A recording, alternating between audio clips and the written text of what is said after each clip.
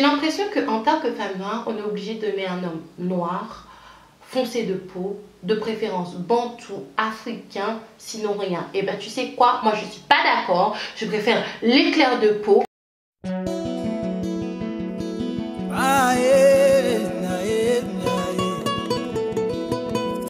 J'espère que vous allez bien. Aujourd'hui on se retrouve pour une vidéo avec un sujet chaud comme vous les aimez et comme je les aime. Comme vous avez pu le voir sur le titre, aujourd'hui on va parler des hommes et des femmes qui préfèrent physiquement les personnes claires de peau. Donc comme tout blablaïka, je me répète, je vais parler du sujet par rapport à moi. Après je vais parler des autres et après je vais élargir le débat pour que vous puissiez du coup commenter en commentaire dans la paix, dans l'harmonie, dans l'amour et surtout après avoir regardé toute la vidéo. Ne faites pas comme dans la vidéo je veux un enfant métis que vous commentez alors que vous n'avez pas du tout vu un centième de la vidéo. Donc si ça vous intéresse, c'est parti. Préfère les chabas, les chabines, les métis, les clairs de peau. Voici le thème de la vidéo.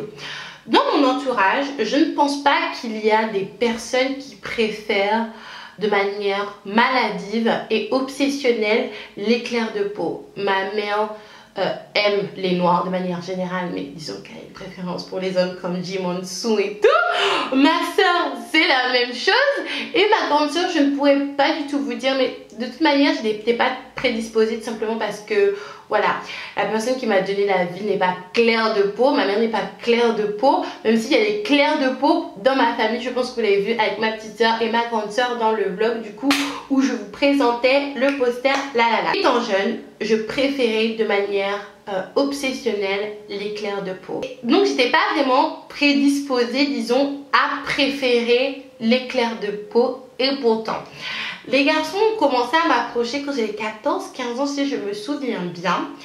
Et c'est vrai que quand des foncés de peau m'approchaient, j'étais directement, voilà, non, je n'en veux pas, pourquoi il veut me parler, le gars est moche, le gars est aussi noir que moi, voire plus noir que moi, il est hors de question, etc.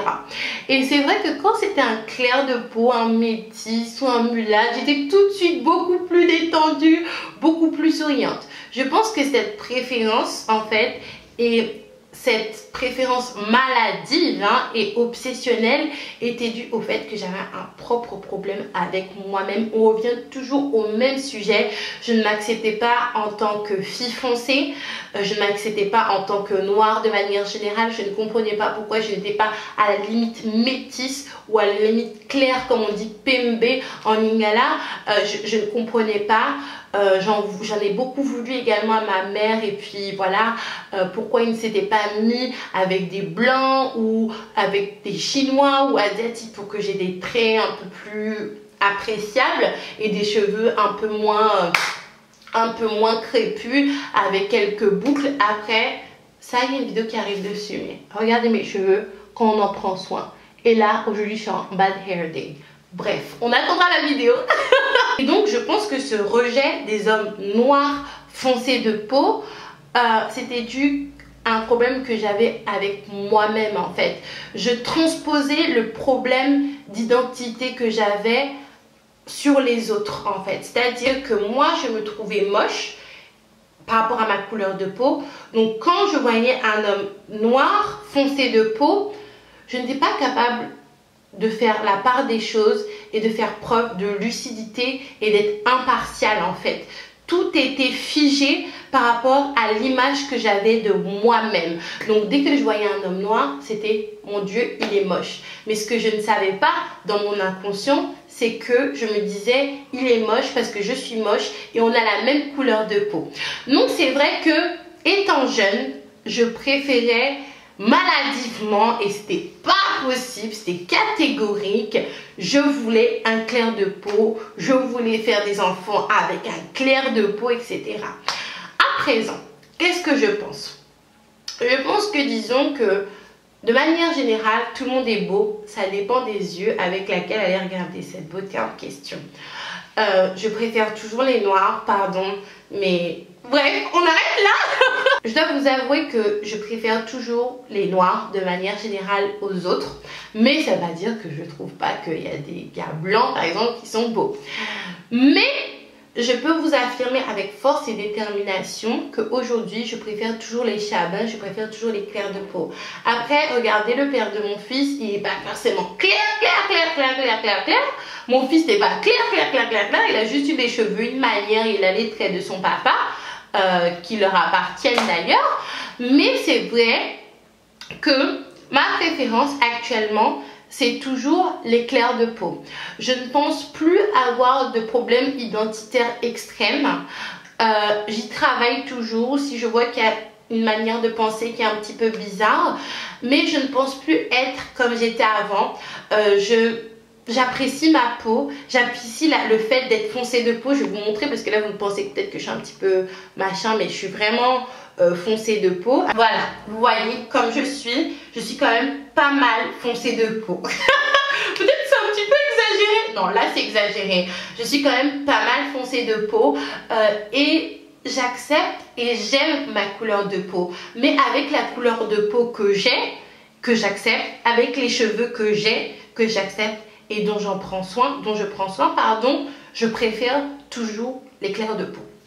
Maintenant, essayons d'élargir le sujet de manière constructive. Dans les personnes qui préfèrent les clairs de peau, il y a deux types de personnes. Il y a la personne complexée entre guillemets et il y a la personne pas complexée. On s'en occupera plus tard. Dans les personnes complexées, il y a la personne foncée et il y a la personne claire. Oui, parce qu'il y a des clairs de peau qui ont un complexe. Je vais vous expliquer c'est quoi leur complexe, qui préfèrent les clairs de peau. Mais ça, ce sera dans un deuxième temps. Pour les personnes foncées, comme je vous ai expliqué précédemment avec Aïka, les personnes qui ne font pas la part des choses. Ils ne peuvent pas faire la part des choses parce qu'ils ont un grand désamour pour eux-mêmes en fait. Même le plus moche entre guillemets des clairs de peau va toujours être plus beau que le plus beau des foncés de peau. Est-ce que vous avez compris ce que je veux dire? En tout cas, moi je me suis compris. Ce sont des personnes qui ont l'image des foncés de peau par rapport à la propre image qui se font de eux-mêmes en fait. Je suis moche parce que je suis foncée de peau, donc tous les foncés de peau sont moches en fait. Eux, ce sont des personnes, pas qui sont malades, mais presque. Moi, en tout cas, je me considère comme malade pour penser des trucs pareils. Ce sont des personnes qui doivent faire vraiment preuve de beaucoup de travail sur eux-mêmes, d'amour par rapport à eux-mêmes, en fait, pour ne pas continuer comme ça, pour ne pas grandir et vieillir comme ça, et pour ne pas transmettre cette idée à leurs enfants qu'ils ont des enfants clairs de peau ou des enfants foncés de peau, parce que sinon après ça va donner des enfants totalement déréglés et c'est la catastrophe en fait. Si vous regardez cette vidéo et que justement vous m'avez jugé sur la vidéo je veux un enfant métis et que vous connaissez des personnes qui sont dans cette situation là, je vous invite fortement à les conseiller, mais à les conseiller avec douceur. Parce que la police de YouTube, Twitter, qui se permettent en fait déjà de dire que cette personne-là a un problème d'identité alors que vous ne la connaissez pas entièrement. Mais si vous pensez qu'elle a un problème d'identité, parce qu'on peut avoir un avis sur un sujet ou sur une personne, faites-le avec douceur. Parce qu'un problème d'identité, pardon, c'est vraiment quelque chose de profond, c'est vraiment quelque chose qui fait mal, c'est vraiment des insultes, un passé très douloureux, des personnes qui vous rabaissent, des fois c'est votre famille, donc vous ne pouvez pas attaquer une personne qui a un problème d'identité. Vous ne pouvez pas dire à cette personne, ah ouais tu es une fausse noire, ah ouais ceci, cela.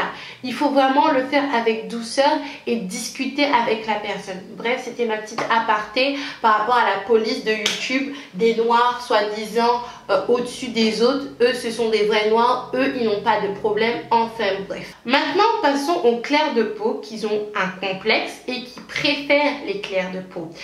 Ces personnes-là n'ont pas un complexe d'infériorité, ils ont un complexe de supériorité. C'est-à-dire que leur complexe est alimenté par rapport aux personnes de l'extérieur, notamment les foncés de peau, voilà, qui les remontent à des niveaux, voilà. Même ma caméra n'arrive pas à prendre le niveau là où ils se trouvent, soi-disant. C'est alimenté également par la société, par les médias, parce que voilà, les métis, les clairs de peau sont considérés comme les plus beaux dans la catégorie des noirs. Et ce sont des personnes en fait qui se sentent supérieures aux autres et ils ne peuvent pas aller se rabaisser, aller se mettre, pardon, avec un foncé de peau. Ça existe notamment au Congo.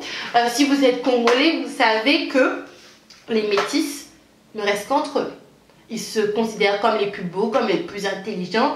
Je ne citerai pas les noms des familles qui sont assez célèbres et qui font l'apologie du métissage et voilà, du fait d'être clair, d'avoir les cheveux d'une manière, etc. Ils ne se mélangent pas, ils ne se mettent que entre métis. Et justement, si tu le mets avec un noir, si tu as le malheur de te mettre avec un noir fonté de peau, ce sont même des personnes, en fait, leur cercle social au niveau de l'interaction par rapport au copinage ou l'amitié, ce ne sont que des métis parce qu'ils ont un complexe de supériorité, mais vraiment moi ça dépasse l'entendement en fait. Ce sont les plus intelligents, sont les plus beaux et ils ne peuvent pas s'abaisser à se noircir, à sortir avec une négresse ou quelqu'un qui est foncé de peau. Donc voici les deux catégories de personnes complexées, parce que c'est vrai, on parle souvent de la personne complexée, voilà, qui est noire, qui se sent un petit peu voilà comme ça par rapport aux autres, mais également se sentir supérieur aux autres, c'est un complexe, et c'est un complexe qui est aussi mauvais, voire plus mauvais que les complexes d'infériorité, parce que souvent les gens qui se sentent supérieurs rabaissent les autres et s'amusent, vous savez, à mettre le pied sur les personnes qui se sentent inférieures. Donc voici les deux catégories qui existent dans les personnes qui préfèrent les clairs de peau et qui sont complexées. Maintenant passons à la deuxième catégorie. Je pense que j'appartiens à cette catégorie à présent. Ce sont des personnes qui préfèrent les clairs de peau, les chabins, les chabines, les mulattes, tout ce que tu veux, les métis, clairs, mais qui n'ont pas forcément de problème d'identité. Ils sont juste plus attirés visuellement par ce type de personnes et ils ont de compte à rendre à personne s'ils n'ont pas de problème d'identité en fait. Parce que c'est vrai qu'une femme par exemple qui va être attirée par un noir, c'est cool, c'est bien. Et quand c'est une blanche, c'est encore plus cool en fait parce que ça montre son ouverture d'esprit. Mais si maman, une noire, est attirée par un blanc ou une noire est attirée par un clair et qu'elle va te dire très clairement je suis attirée par les clairs de peau, tout de suite elle va devoir te donner des justifications pourquoi elle préfère les clairs de peau, pourquoi elle ne préfère pas les foncés de peau, et quelle que soit la justification qu'elle te donne en fait, eh ben, elle sera considérée comme une fausse noire, comme une complexée en fait. Alors que les autres qui préfèrent les foncés de peau n'ont pas devoir vous donner en fait cette justification. Quand tu es en couple avec un clair de peau, c'est que c'est par hasard en fait. Et ça doit juste être par hasard en fait. Tu dois même peut-être dire que tu n'aimais pas forcément physiquement, mais que voilà, ça t'est tombé dessus. Alors comme je vous ai dit, les autres qui préfèrent les foncés de peau, les bois noirs en fait, qui est très beau également, n'ont pas à donner ce genre de justification là. Et les personnes qui vont aimer les personnes bois noirs vont être considérées comme des personnes ayant un amour pour eux-mêmes débordant, n'ayant pas de problème d'identité et étant ouvert d'esprit au max. Mais c'est pas forcément vrai en fait. Il y a des personnes qui préfèrent les clairs de peau et qui n'ont pas forcément de problème d'identité. J'ai l'impression qu'en tant que femme noire, on est obligé d'aimer un homme noir, foncé de peau, de préférence bantou, africain, sinon rien. Et ben tu sais quoi, moi je suis pas d'accord, je préfère les clairs de peau et c'est mon problème, pas le tien. Les préférences, ça ne se discute pas en fait. Comme il y a des personnes qui vont aimer les choux de Bruxelles, toi, quand la personne va te dire ça, mais tu vas dire, mais qu'est-ce que tu me racontes en fait? Comme il y a des personnes qui ne vont pas aimer les frites et ça va te choquer. Mais ce sont des préférences et ça ne se discute pas. Et j'ai l'impression que dans ce genre de débat, en fait, c'est deux poids, deux mesures. Chez les blancs, par exemple, vous m'avez dit, et vous avez eu raison en fait, que le métissage, des fois, ce n'est pas du tout bien vu dans une famille de blancs. Mais par exemple, une femme blanche ou un homme blanc qui va refuser de sortir avec ses frères et ses sœurs blancs, qui va dire que non, moi je préfère les asiatiques. Je connais des filles comme ça qui ne veulent que sortir avec des asiatiques parce que leurs yeux, leur forme de tête, leur mimique, c'est leur truc. On va rien leur dire en fait. Mais si c'est une noire qui va préférer les clairs de peau, là j'ai parlé de clairs de peau parce que moi c'est ma préférence et parce que je suis noire et j'avais envie de parler des noirs. Mais il y a des noirs qui préfèrent que les asiatiques. Il y a des noirs qui préfèrent que les blancs, il y a des noirs qui préfèrent que les arabes ou les indiens, ça existe. Et directement, en fait, cette noire-là, ou ce noir-là, qui va préférer sortir en dehors de son ethnie, va considérer comme être une personne qui est complexée, la pestiférée. Et ben non, moi je suis pas d'accord. Et je vais aller encore plus loin dans mon raisonnement. Les personnes, la plupart du temps, qui vont vous insulter, qui vont vous dire non mais bon Dieu, tu es une personne complexée, tu n'aimes pas les noirs, tu préfères les clairs, tu préfères les asiatiques, tu préfères en tout cas tout sauf les personnes qui te ressemblent, ce sont des personnes eux-mêmes qui sont complexées. Parce que la plupart du temps, quand vous allez avoir une discussion avec ces personnes-là, en fait, les personnes qui sont en face de vous ne font pas partie de la catégorie que vous préférez. Et ça, je me suis rendu compte avec un exemple avec moi-même. Une fois, je discutais avec un garçon, c'était il y a très longtemps, j'étais adolescente, et il n'y avait pas du tout d'ambiguïté avec ce garçon-là. De mon côté, comme du sien, il ne me plaisait pas, je ne lui plaisais pas. Et on discutait comme ça, alors qu'il n'y avait pas d'attirance. Il me dit tout d'un coup lors d'une discussion qu'il préfère les blanches. Alors que le gars ne m'attirait pas, ça m'a piqué et je me suis dit non, tu es quelqu'un de complexé pour dire ce genre de choses-là. Mais pourquoi j'ai dit ça? Parce que tout simplement, moi je ne faisais pas partie de la catégorie des personnes qui préféraient. Et si vous regardez souvent les personnes qui invectivent, les personnes qui ne préfèrent pas forcément telle ou telle personne, c'est tout simplement parce qu'ils ne font pas partie de la catégorie des personnes dont on parle. Donc à part les personnes qui sont complexées, qui eux ont un vrai problème et eux qui doivent faire un travail sur eux-mêmes, peut-être voir des professionnels ou je sais pas, la plupart du temps le complexe il vient de vous en fait, tout simplement. Pour finir, j'aimerais vous dire qu'une préférence, bon, ça peut être un critère, mais ça ne doit pas forcément être un critère déterminant en fait. Parce que l'amour et les sentiments font changer la vie qu'on peut avoir physiquement de la personne. Moi, je vais vous donner un petit exemple. La personne avec qui je suis sortie, du coup, c'était un Cubain, très foncé de peau. Bon, il était couli, mais c'est vrai que de loin, vous pensiez pas que la personne était coulée en fait. C'est juste de près, quand vous le regardez, ses traits, etc., ses cheveux, vous vous rendez compte qu'il est métissé, qu'il est couli. Il était très foncé de peau et franchement, il m'attirait pas du tout à cause de sa couleur de peau et parce que j'étais très jeune. Du coup, quand je l'ai rencontré la première fois au collège. Quelques années plus tard, on a commencé à se parler sur Facebook et c'est vrai que j'avais occulté son physique en fait. Pour vous dire la vérité, j'avais occulté son physique et sa couleur de peau. Mais il faut savoir que sa couleur de peau était un critère parmi d'autres critères qui ne me plaisaient pas. Il était court, etc. Et moi, j'aime les garçons qui sont beaucoup plus grands que moi, au moins 5-6 cm plus grand que moi. Et on a commencé à parler sur Facebook quand j'étais en train de vous le dire. Et j'ai oublié son physique, je me suis concentrée sur sa personnalité en fait. Et vous savez ce qui s'est passé au fil des mois. Je suis tombée amoureuse de lui. Et en fait, le gars est devenu à mes yeux le mec le plus beau du monde. Et même ça, peau, machin, tous ces traits qui me plaisaient pas, c'était devenu les traits les plus beaux du monde. Même plus beaux que les garçons clairs de peau sur qui j'avais une obsession en fait. Parce que des fois les sentiments ça fait changer la vie du coup. Maintenant quand je regarde le gars, si je tombe sur son Facebook par hasard, pas par rapport à sa couleur de peau parce que du coup mon avis a évolué, je me dis bon tu es Aïka, qu'est-ce que tu as fait? Mais c'est parce que c'est les sentiments qui font ça en fait. Des fois ne vous bloquez pas avec des critères qui sont bizarre en fait.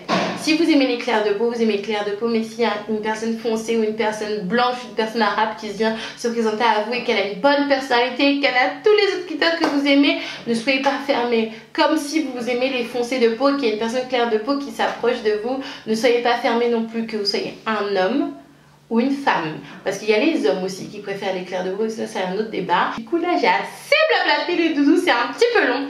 Dites-moi ce que vous en pensez en commentaire, donnez-moi vraiment votre avis après avoir regardé la vidéo en entier s'il vous plaît. Moi je vous fais un gros bisou et je vous dis à la prochaine. Mami, m'envie passer l'âme sous m'envie tous les trois belles paroles dans son oreille. Ça va son j'aime là, envie faire